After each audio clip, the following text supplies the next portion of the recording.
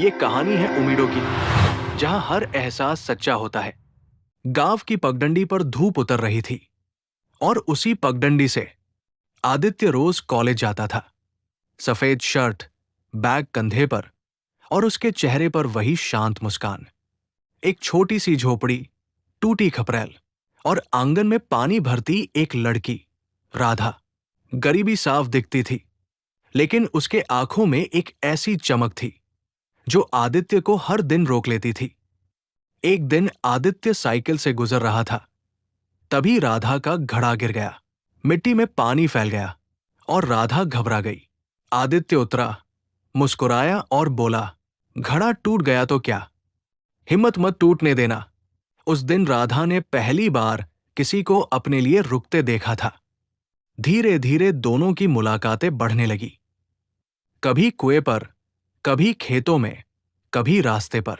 राधा मुस्कुराती थी और आदित्य की दुनिया उसी मुस्कान में बसने लगी थी। आदित्य पढ़ा लिखा था, शहर में उसकी नौकरी लग चुकी थी, पर घर की हालत भी बहुत अच्छी नहीं थी। फिर भी वो खुद के दम पर खड़ा था, किसी का मोहताज नहीं। एक शाम खेत किनारे, हल्की हवा में, आदित्य ने राधा का हाथ पकड़ा और बोला, राधा, मैं तुम्हें अपनाना चाहता हूं। गरीबी हो या अमीरी, मैं तुम्हारे बिना नहीं रह सकता। राधा की आंखें भर आई जब आदित्य ने घर पर बताया कि वो राधा से शादी करेगा।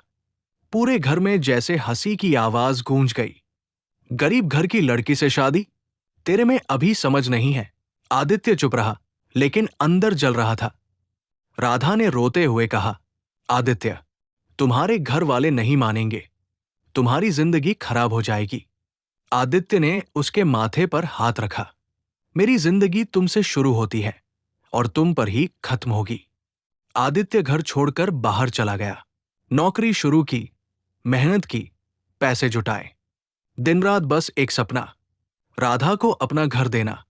कुछ महीनों बाद आदित्य वापस आया, सूट पहने, आत्मविश्वास से भरा और हाथ में अपॉइंटमेंट लेटर। वो बोला, अब मैं किसी पर बोझ नहीं हूं, अब मैं अपने फैसले खुद लूंगा। घर वाले चुप हो गए। आदित्य की मेहनत, उसकी लगन और उसकी जिम्मेदारी देखकर परिवार आखिरकार मान गया।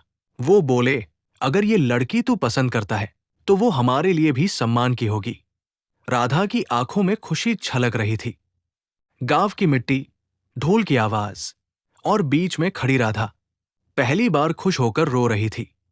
आदित्य ने उसका हाथ थामा, अब से तुम अकेली नहीं, मेरी जिम्मेदारी हो।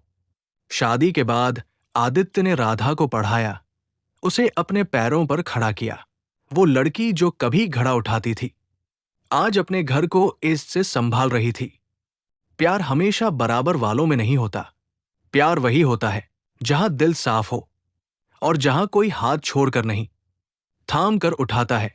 अगर कहानी दिल को छू गई हो तो उम्मीदों से जुड़े रहिए, क्योंकि यहां कहानियां नहीं, एहसास मिलते हैं।